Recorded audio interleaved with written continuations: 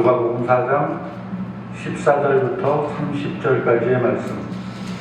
예수께서 성령의 능력으로 갈릴리에 돌아가시니 그 소문이 사방에 퍼졌고 친히 그 여러 회당에서 가르치시니 무사람에게 칭송을 받으시다가 예수께서 그 자라나신 곳 나사렛에 이르사 안식일에 늘 하시던 대로 회당에 들어가사 성경을 읽으려고 서심해 선지자 이사야의 글을 드리거늘 책을 펴서 이렇게 기록된 대로 찾으시니 주의 성령이 내게 임하셨으니 이는 가난한 자에게 복음을 전하게 하시려고 내게 기름을 부으시고 나를 보내사 포로된 자에게 자유를 눈먼 자에게 다시 보게 함을 전파하며 눌린 자를 자유롭게 하고 주의 은혜의 길을 전파하게 하려 하심이라 하였더라. 책을 덮어 그 맡은 자에게 주시고 앉으시니 회당에 있는 자들이 다 주목하여 보더라.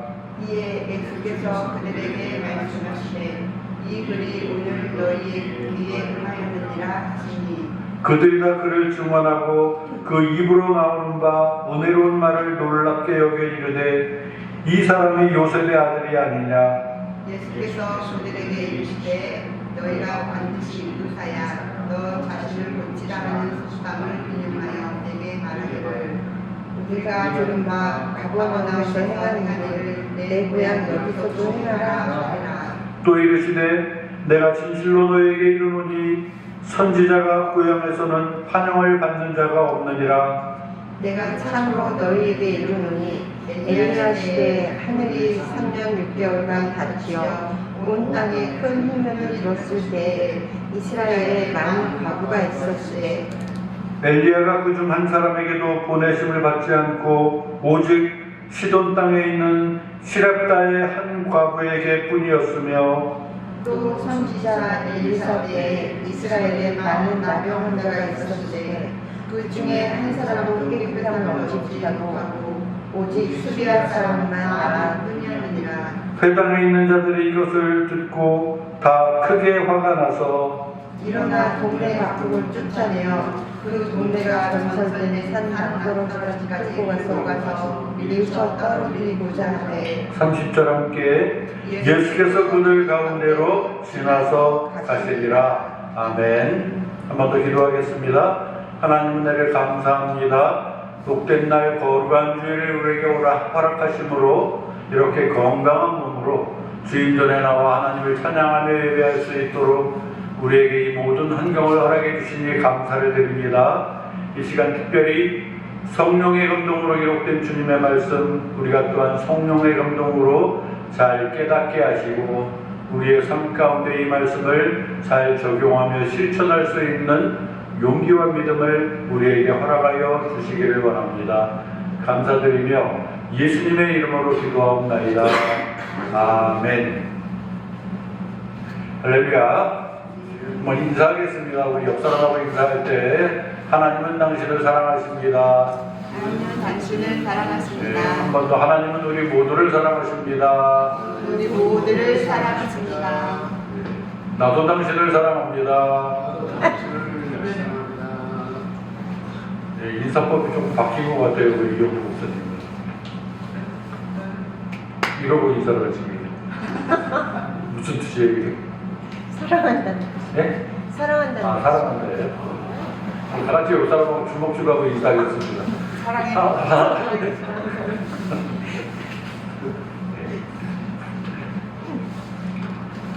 네, 오늘 말씀 제목 우리 다 같이 한번 따라하겠습니다.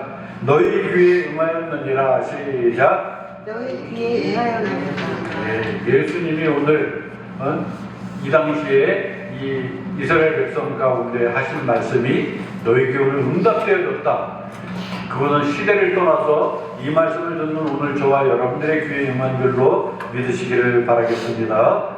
오늘 우리가 읽은 본문 말씀 누가복음 4장 14절부터 30절까지의 말씀은 예수님께서 이제 공생의 사역이 본격적으로 시작하는 그때의 전환점이라고 할 수 있겠습니다. 예수님이 어떤 분이십니까? 메시아적인 그 정체성을 가지고 있는 분이고요. 그리고 그분이 이 땅에 오신 그 사명의 본질은 무엇이냐면은 바로 하나님 나라거든요. 하나님 나라에 대한 말씀을 선포하는 핵심적인 본문이 바로 오늘 우리가 읽은 누가복음 4장 14절부터 20절까지의 말씀이 될 것입니다. 여러분 본문 말씀 펴서 이렇게 보시면은 처음에 3장 14절 말씀을 여러분 주목해 보시기 바랍니다. 거기에 보면은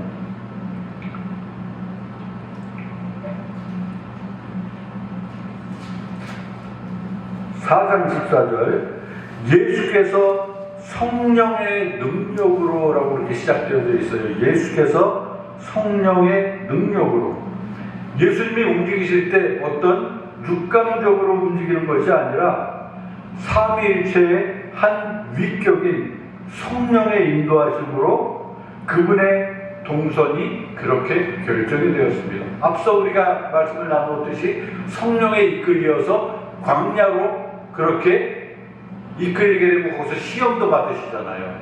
그렇잖아요? 오늘 역시 성령의 이끌리심으로 성령의 능력으로 이제 갈릴리에 돌아가시게 되고 그분에 대한 소문은 자꾸 이제 사방에 퍼지게 되는 그 말씀들이 나타납니다. 그 소문 어떤 소문일까요?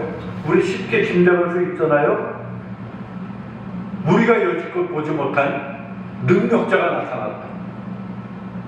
온갖 이적을 보이시며 무엇보다도 그 예수라는 분의 입에서 나오는 그 말씀이 힘이 있다.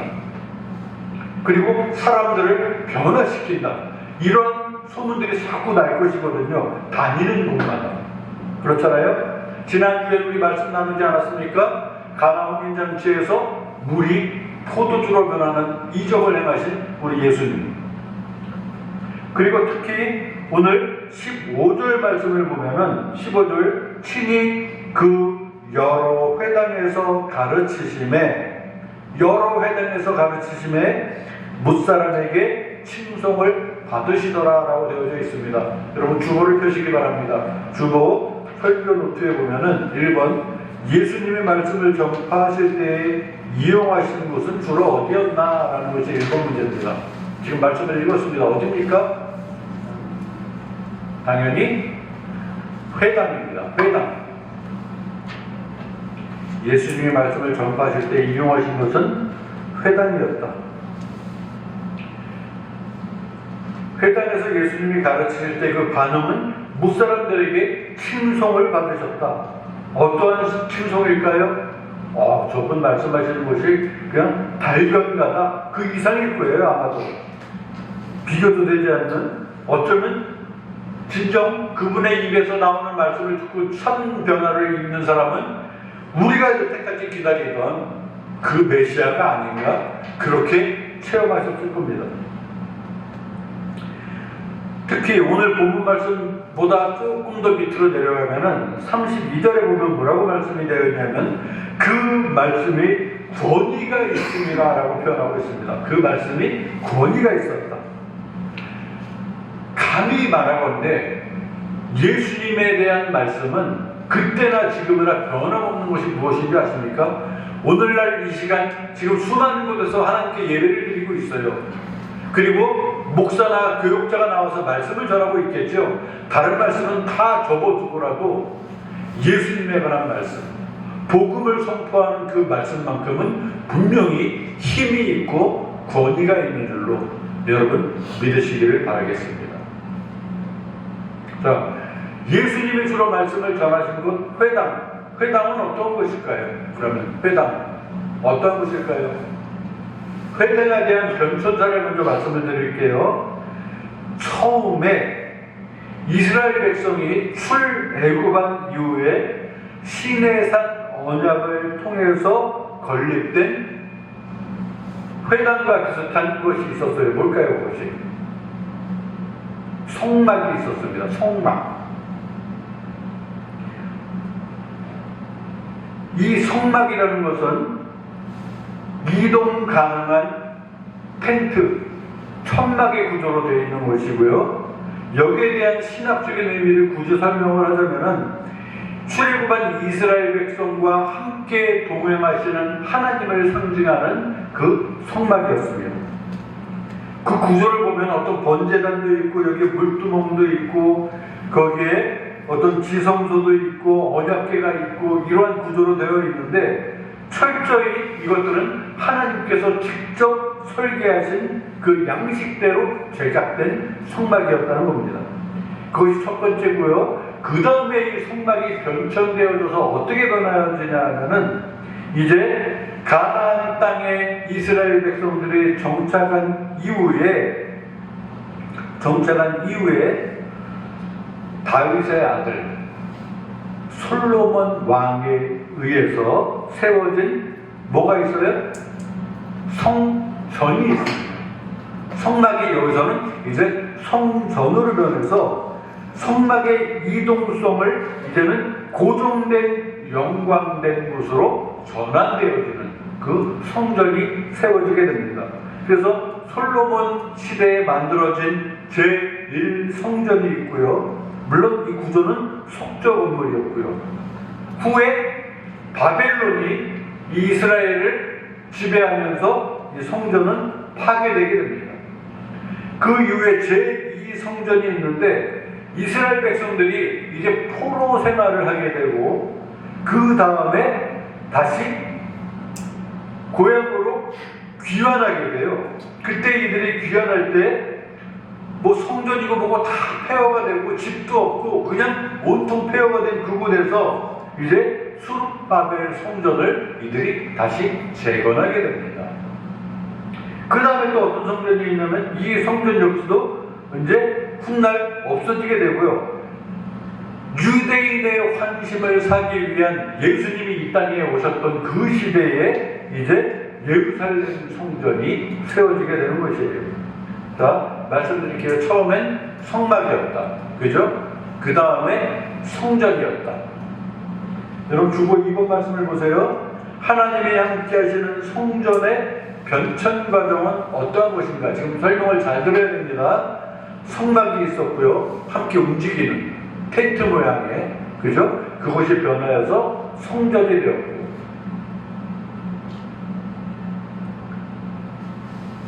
그 다음에 포로기 이후에 바벨론 포로 때 성전이 파괴가 되자 이제 뿔뿔이 흩어진 헬라어로 디아스포라라고 하는데 이 유대인들이 뿔뿔이 흩어졌지만 말씀을 배우고 기도하기 위해서 모인 장소가 있는데 그곳이 뭐냐면 바로 우리가 오늘 읽은 예수님이 말씀 사용하시는 회당입니다.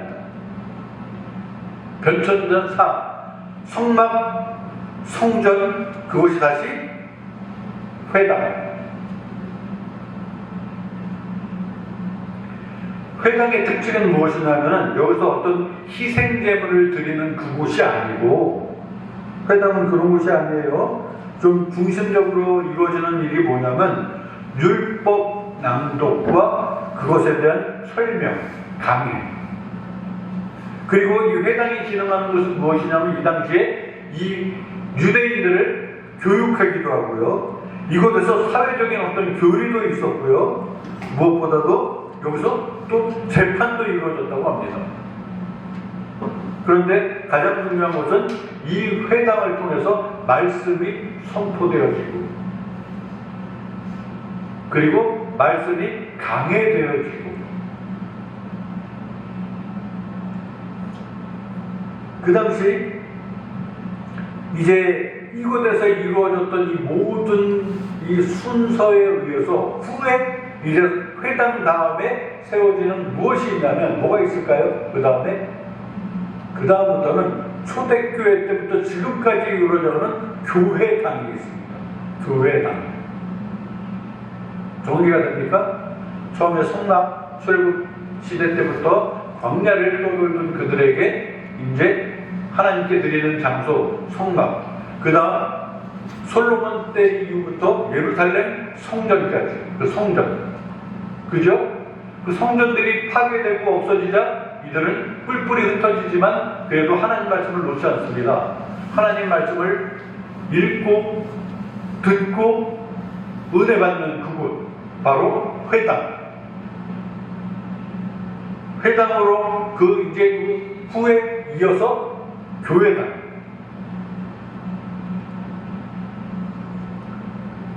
오늘날까지 이루어지는 이 교회당 무엇입니까? 예수 그리스도를 믿는 성도들의 모임. 이것이 바로 교회당 아닙니까?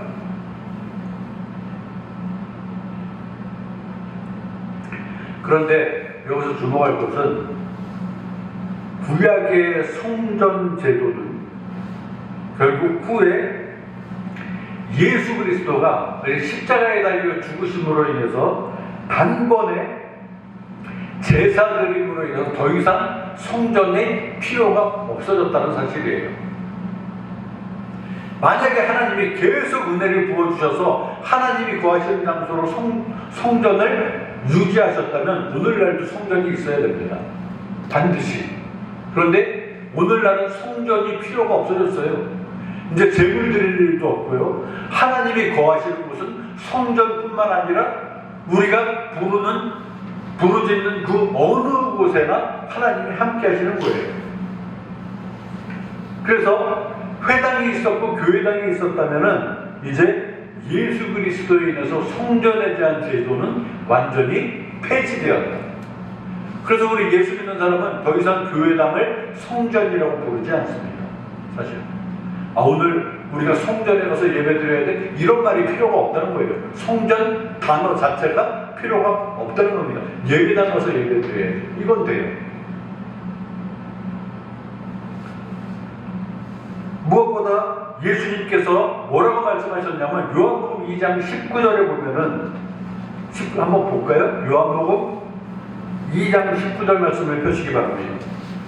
이 부분은 어떠한 부분이냐면 예수님께서 성전을 깨끗하게 하시는 그 사건 가운데, 그죠? 내 집을 장사하는 집으로 만들지 말아라면서 예수님 막 산도 뒤엎고 막 모든 걸 막 쫓아내시면서 그 성전을 이렇게 정화시키는 그 구절인데요. 거기에서 사람들이 네가 무슨 자격으로 이러냐라고 할 때 예수님이 뭐라고 말씀하시냐면은 이 성전을 헐어라 하면서 2장 19절 다 같이 한번 읽어보겠습니다. 다 같이 읽습니다. 시작. 예수께서 대답하여 이르시되 너희가 이 성전을 헐라 내가 사흘 동안에 일으키리라. 말씀하십니다. 이 성전을 헐어라. 내가 사흘 동안에 다시 일으킬 것이다. 사람들은 오해해요. 이 어마어마한 건물을 헐어라? 그러면 사흘 동안 이걸 다시 재건할 수 있다? 이렇게 듣고 있지만 여기에 대한 참뜻이 뭐냐면은 예수님 자신의 몸이 성전이라고 선포하시는 겁니다. 그리고 사흘 동안 다시 완벽하게 세우시겠다는 것은 무엇이냐면은 십자가에 달려 죽으신 후에 3일 뒤에 부활하심으로 인해서 성전에 대한 참 의미를 완전하게 세우시는 그 뜻을 말씀하신 것이라는 것입니다. 이제 그래서 우리는 장소에 구애받지 않고 무엇보다 영과 진리로 어디서나 예배할 수 있게 되었다는 사실을 여러분 이해하시고 믿으시기를 바라겠습니다. 그래서 주로 제3번 참된 성전은 어떠한 것인가? 지금 우리가 읽은 말씀 요한복음 2장 19절 말씀을 적으시면 됩니다. 먼저 이 성전을 헐어라 내가 사흘 동안에 일으키리라 라고 하신 그 말씀의 의미가 바로 참된 성전. 뭡니까? 예수 그리스도를 믿는 모든 모임이 성전이에요. 그죠? 예수 그리스도의 십자가 사건의 중심이 된 그곳은 참된 성전이에요. 그래서 우리는 어디서나 영과 진리로 예수 그리스도를 중심으로 한 예배를 그렇게 드리고 있는 것입니다. 그러면 다시 예수님 시대로 돌아가서요. 이 당시에 회당은 그럼 어떠한 것일까? 회당. 지금같이 이런 강대상 비슷한 단이 있고요. 사람들은 앞에 이렇게 모여 앉았습니다. 여러분 잘 상상해 보시기 바랍니다. 그리고 이 단이 있으면 여기 옆에 뭐가 잔뜩 쌓여 있어요. 뭐가 쌓여 있냐면 뭐가 쌓여 있을까요? 뭐 예물? 아니에요. 예물 아니에요. 성경. 성경이 왜 있을까? 지금같이 성경이 이렇게 책장을 넘기는 성경이 아니고 그 당시에 성경이 두루마리 성경, 말려서 쫙 피는 것, 이것이 창세기 1장부터 몇 장? 하나, 몇 장부터 몇 장? 둘, 창세기, 출애굽기, 레위기, 민수기, 신명기까지만 있어도 이게 두루마리가 쌓이는 거예요. 그럼 그곳에 회당장이라는 사람들, 회당장은 분명히 공인된 사람이 그 회당을 맡아 있는 사람이에요. 감독하는 사람이에요. 그 사람이 모인 사람 중에서 여기서 한 사람을 지목합니다. 오늘은 신수님사님 나오셔서 성경을 읽으세요. 그러면 그 사람이 나와서 이 중에서 성경을 하나 들어다가 펴서 말씀을 읽는 겁니다. 그런 분위기예요, 지금. 이날 우리가 오늘 읽은 이 본문 말씀의 이 분위기는 이 회당장이 한 사람을 지목했을지 아니면 내가 읽겠습니다라고 누군가 자원했을지 모르지만 예수님이 지명이 되셨는지 예수님이 자원하셨는지 그건 알 수 없지만 이날 예수님이 성경 말씀을 읽는 그때입니다. 회당은 이곳에도 있고 저곳에도 있고 여러 군데에 있었겠지만은 오늘 이곳에 모인 이 나사렛 회당에서 예수님이 말씀을 그 중에 하나를 집어서 펴 드신 겁니다. 폈어요. 어떠한 말씀을 폈을까요? 우리 본문 말씀을 보겠습니다. 4장 17절에 보면 선지자 이사야의 글을 들거늘 책을 펴서 이렇게 기록된 데를 찾으시니, 그죠? 어떠한 말씀일까요? 여기서 주의 성령이 내게 임하셨어요. 이 부분은 어떤 말씀이냐면요, 이사야서 61장 1절 2절 말씀입니다.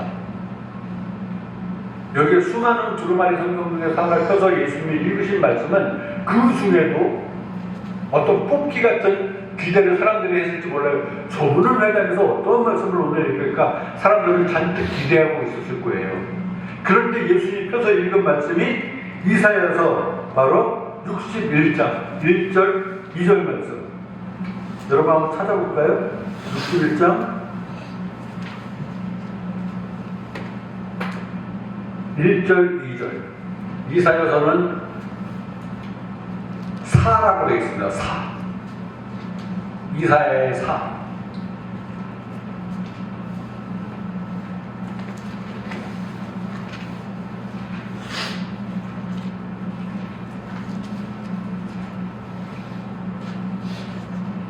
이사야서 61장 1절 2절. 우리가 지금 읽은 본문 말씀이 바로 여기에서 나온 부분이에요. 61장 1절 2절. 여기 한번 읽어볼까요? 읽습니다. 시작. 주 여호와의 영이 내게 내리셨으니 이는 여호와께서 내게 기름을 부으사 가난한 자에게 아름다운 소식을 전하게 하려 하심이라. 나를 보내사 마음이 상한 자를 고치며 포르던 자에게 사유를, 갇힌 자에게 노임을 선포하며 여호와의 은혜의 해와 우리 하나님의 보복의 날을 선포하여 모든 슬픈 자를 위로하되. 이 말씀을 읽은 거예요, 지금. 자, 여기에 대한 말씀을 한번 우리가 나눌 때 이 말씀이 이사야서 61장에 읽어진 이 시대의 배경이 어땠냐면 이 시대의 이스라엘 백성들은 바벨론 포로 생활 그 가운데 돌아왔습니다. 엄청난 남의 나라에게 짓밟히고 무시당하면서 개고생을 하다가 이제 돌아왔어요. 돌아온 후에 보니까 성전은 다 헐고 집은 온데간데 없고 완전히 폐허가 된 자기네 고향에 돌아왔을 때에 이들은 기쁨도 잠시였고요, 이 폐허가 된 조국의 현실, 경제적인 어떤 궁핍함, 그리고 주변 민족들이 엎치대 덮친다고 또 와서 막 자꾸 방해를 놀아요. 괴롭혀요. 이 이스라엘 공동체가 깊은 낙심과 영적인 침체에 빠져 있던 상태에서 주신 말씀이에요. 바벨론에게 유다가 멸망당하는 과정은 정확히 예수님이 이 땅에 오시기 586년, BC 586년이라고 표현하는데요. 거기서 하나님의 백성들이 유린당하는 어떠한 여성에 비유되고요. 그리고 어떤 딸, 공주, 가난한 그 불쌍한 과부로 비유되는 그 성경 말씀이 이후에 어디에 있냐면 에가서에 있습니다. 눈물의 연속이었던 그들의 삶.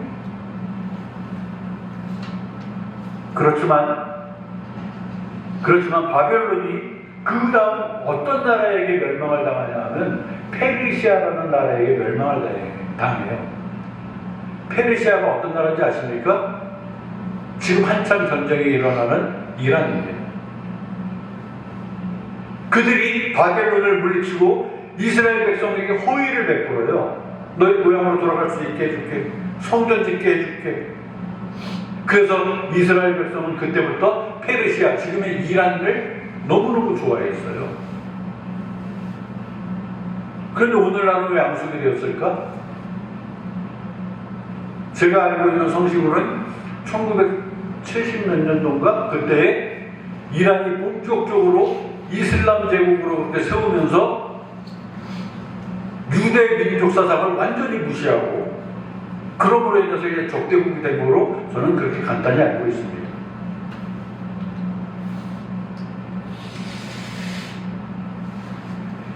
이란의 전신이 페르시아라면은 지금의 이란 사람들에게 엄청난 고마움을 가져야 될 이스라엘 사람인데요. 어느덧 이 두 민족이 이제 앙숙지간이 됐어요.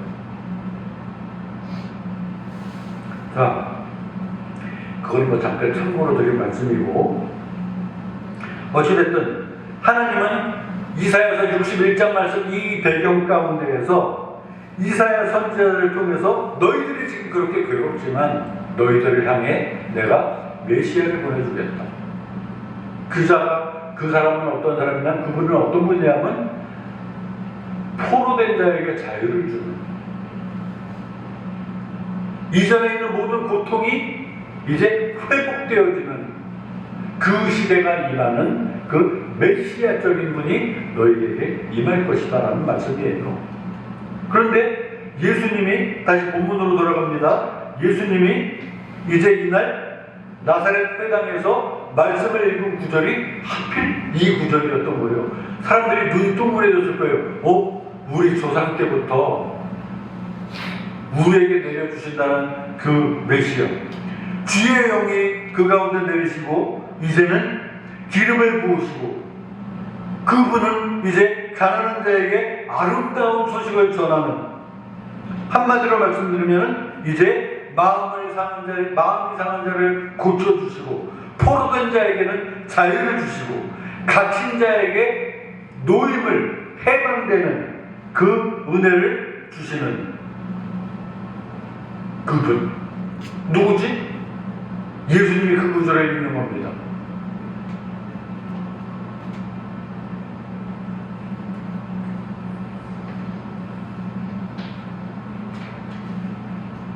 그 구절에 계신 예수님께서 이제 21절 말씀 뭐라고 말씀하십니까? 본문 말씀 다시 누가복음 4장 21절 말씀.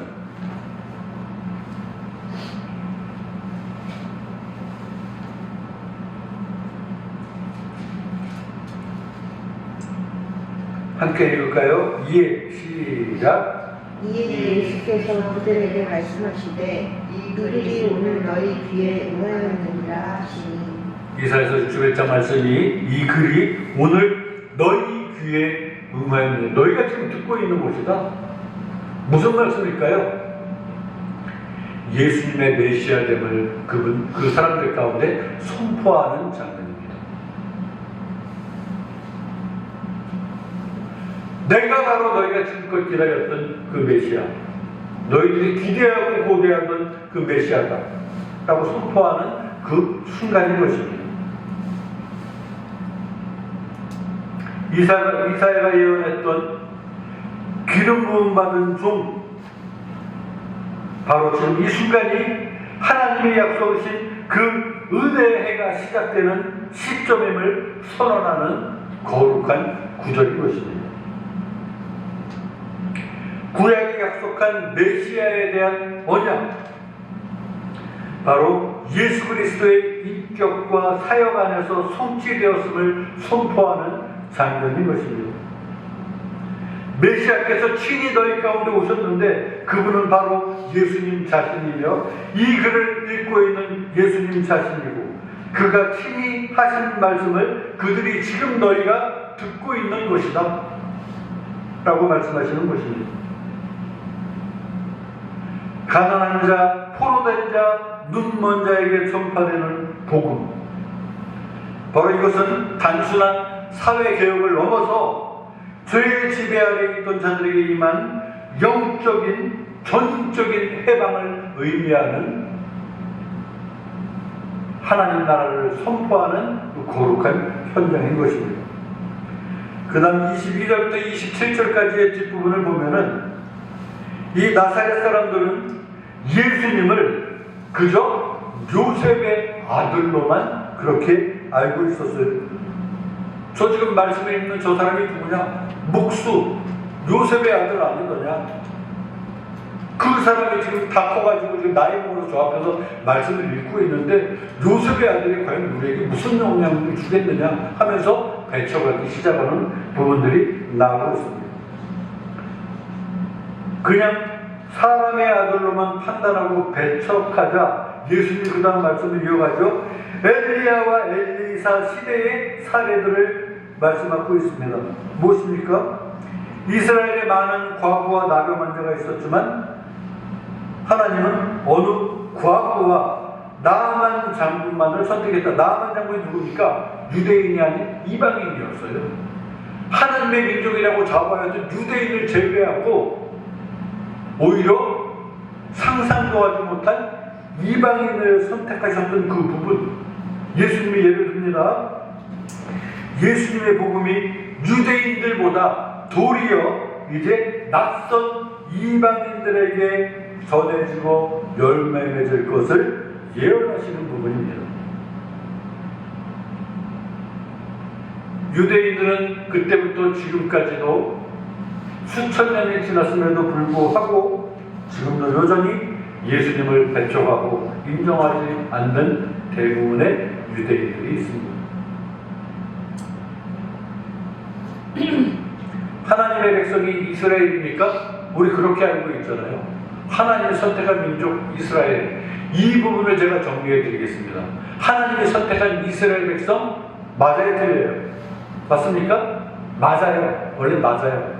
그럼 하나님이 선택한 이스라엘 백성이라는 이 의미가 뭐냐면 이들은 하나님이 택한 민족으로 큰 특권을 누리고 복을 누리고 앞으로도 마지막 그날까지도 그 최고의 권위를 가지고 살 것이다, 이렇게 생각하는 하나님 민족입니까? 아니는 거예요.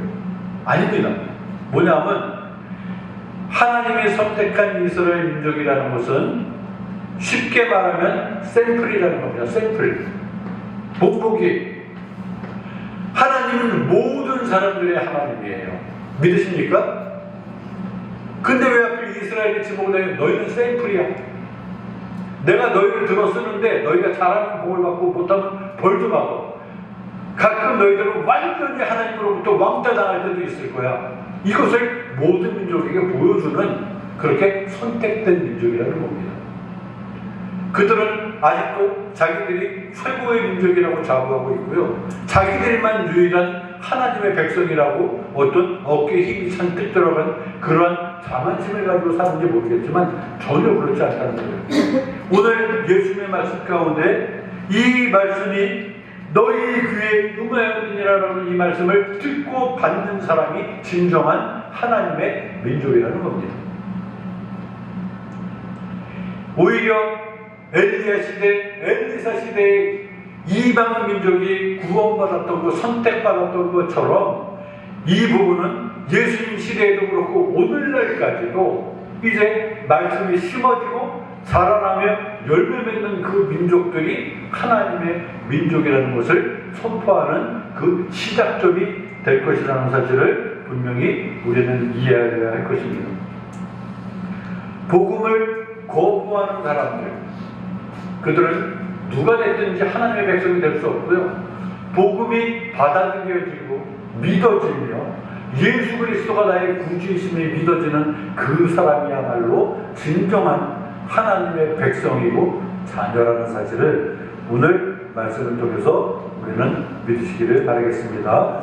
28절부터 30절을 한번 보겠습니다. 어떻습니까? 나사렛 사람들이 28절부터 30절 그 구절들을 보면은 회당에 있는 자들이 이것을 듣고 다 크게 이게 화가 났어요. 옛날에 그랬는데 우리 조상들이 하나님으로부터 버림받고 오히려 생각지 못한 이방인들의 선택받은 그 부분을 예를 들었다? 이제 이 사람들은 듣고 화가 난 거예요. 어떻게 됩니까?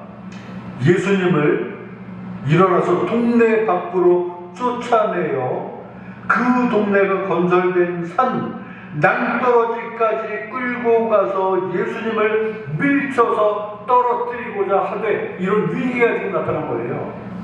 예수님을 끌고 갑니다. 어디로 끌고 가나 봤더니 낭떠러지로 끌고 간 거예요. 거기서 예수님을 밀어뜨려서 떨어져 죽게 하려고.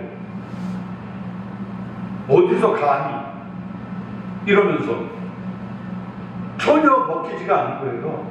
복음이 심어지지 않은 거예요. 이들의 마음은 급박한 거예요. 그죠? 오히려 예수님을 적대시하는 겁니다.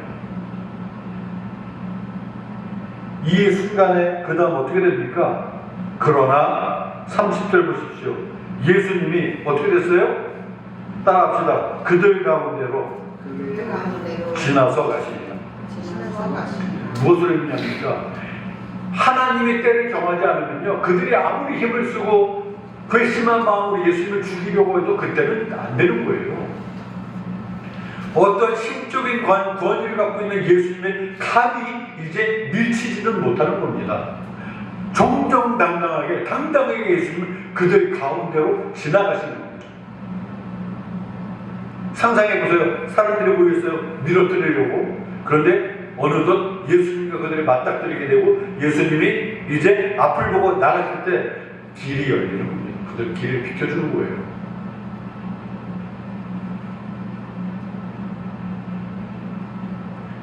예수님은 예수님 자신을 배척하고 오히려 죽이려고까지 달려드는 그들을 피해서 도주하신다거나 어떤 약한 모습을 보이신 것이 아니라 당당히 그들 가운데로 지나가십니다. 이것은 곧 하나님의 구속의 경륜이 인간의 방해로 좌절되지 않는 것이고 정해진 때까지, 언제까요?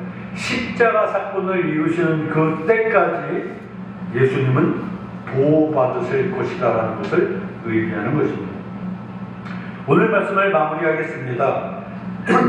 누가복음 4장 14절부터 30절까지의 말씀은 그야말로 예수님 자신이 구약에 그렇게 수많은 예언되어져 있던 메시아이시라는 것, 구약의 완성자이시라는 것, 그리고 성령의 능력으로 하나님 나라를 선포하시는 주권적인 메시아라는 사실. 우리 개혁주의 신학은 바로 이 본문을 통해서 구원이 인간의 혈통으로나 결단에 있지 않고 오직 하나님의 주권적인 선택과 은혜의 부르심에 입은 그 은혜를 입은 사람들에게 이 복음이 심어지는 것이고 그들이야말로 진정한 하나님의 백성 되어짐이 선포되어지는 거룩한 우리에게 주시는 귀한 말씀이라는 사실을 그렇게 우리에게 선포하고 있습니다. 오늘 우리가 본문 말씀 그리고 제목으로 정한 21절 말씀을 다시 한번 여러분 주목하시기 바랍니다. 이 글이 오늘 너희 귀에 응하였느니라. 바로 오늘 말씀을 듣는 저와 여러분들의 귀에 응하여지는 오늘인 줄로 믿습니다. 말씀을 정리해 볼까요? 가난한 나에게 여러분 가난합니까? 나는 좀 돈 좀 있어요. 그런 가난함이 아니고요. 여기서 말하는 가난함은 물질에 대한 부족함이 아니라 나 혼자의 힘으로는 내가 생명을 유지할 수도 없고요. 구원은 더더욱 받을 수 없으며 그저 나 혼자 내 힘으로 살아간다는 인생은 무의미한 인생일 뿐입니다. 그렇게 시인하고 고백하며 가난한 자의 심정으로 예수 그리스도를 소망하는 그 가난함을 말합니다. 그러한 심정으로 이 자리에 섰다면 오늘 나의 귀에 예수님이 주신 말씀이 나에게 임하시는 것입니다. 두 번째, 포로된 자에게 자유를 주셨다라고 했거든요. 그 당시 이스라엘은 바벨론에게 그렇게 포로된 삶을 살았는지 모르겠지만 오늘날 포로에 대한 상징이 뭐냐면 한 번 죄에 빠지면 거기서 헤어나지 못해요. 사람이 쾌락을 추구하고 환락을 추구하는 사람들의 삶을 가만히 들여다보면요, 한도 끝도 없어요. 더 신나는 것, 더 흥분되는 것, 그런 걸 찾아요. 헤어나지 못하는 겁니다. 죄에 포로되면 그렇습니다. 그런데 여기서 해방되는 유일한 법칙이 하나 있는데요. 뭐냐면 십자가 사건으로 이 모든 것들이 바뀌어지는 겁니다. 죄에서 죄인됨에서 의인됨으로 바뀌어지는 이 과정, 풀려나는 거예요. 그리고 죄에서 완전히 해방되어져서 자유함을 누리는 거예요. 눈먼 자에게 다시 보게 하신다. 오늘 구절에 나온 눈먼 자에게 다시 보게 하신다. 장애인 중에서요, 제일 불쌍한 장애인이 누구 같아요? 여러분, 저는 맹인이라고 생각합니다. 여러분 안 그렇습니까? 어디가 부러졌다거나 뭐 아니면 어떤 기능이 상실이 됐다거나 이러한 것은 그래도 세상을 보고 누리는데 아무리 다 멀쩡해도 이것을 보지 못한다면 그것같이 답답한 게 어디 있을까? 저 그렇게 생각하는데요. 아닐까요? 그렇게 생각해요. 눈먼 자에게 다시 보게 하신다. 그분이 오심으로 인해서 뭡니까?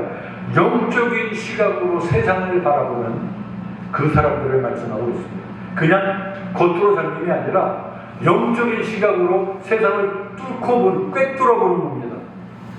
디모데 전서에 뭐라고 되어 있습니까? 너희는 이 세대를 본받지 말아라.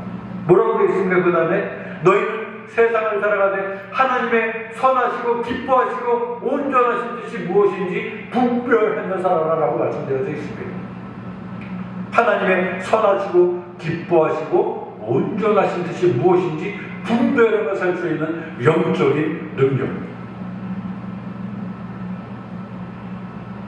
바로 가난한 나에게, 포로된 나에게, 눈먼 나에게 이 모든 것이 회복되어지며 세상을 바로 바라보며 분별하며 하나님 영광 드러내는 예수 그리스도의 말씀이 나의 삶 가운데 임하여져서 또 십자가의 정신으로 그분의 영광을 드러내는 복된 삶을 살아가는 우리 홍대국교회 모든 교우들 되시기를 주의 이름으로 축원합니다.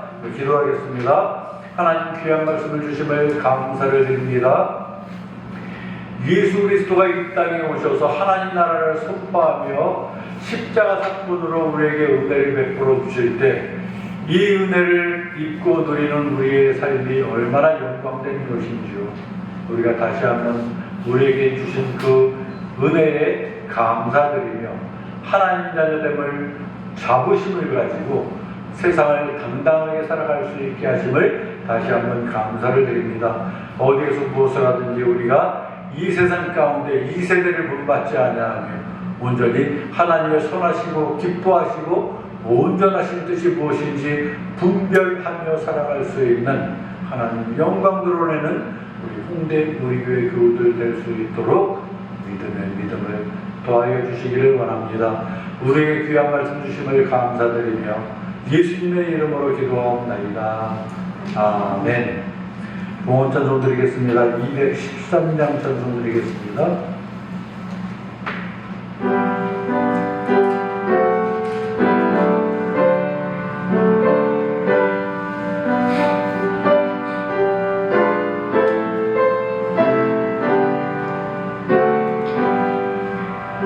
나의 생명 드리니 주여 받아주소서.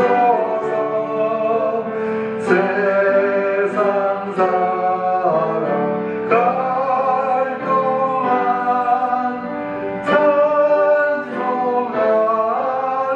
찬송하리라. 4절 5절 부르겠습니다. 나의 보화 드리니 주여 받아주소서. 하늘 나라 위하여 주 뜻대로 쓰소서. 나의 시간 드리니 주여 받아주소서. 평생도록 주 위에 봉사하게 하소서. 아멘.